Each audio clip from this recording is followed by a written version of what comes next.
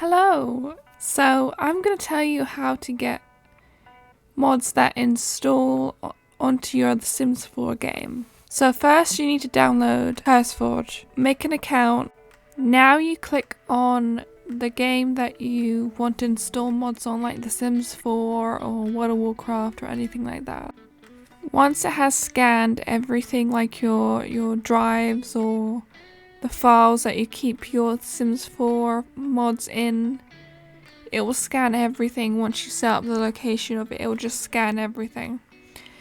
And then, well, you can just go into get more mods and you can install every single mod you want to install, basically. And once you go onto CurseForge, you can install or update the mods that you have inside the CurseForge.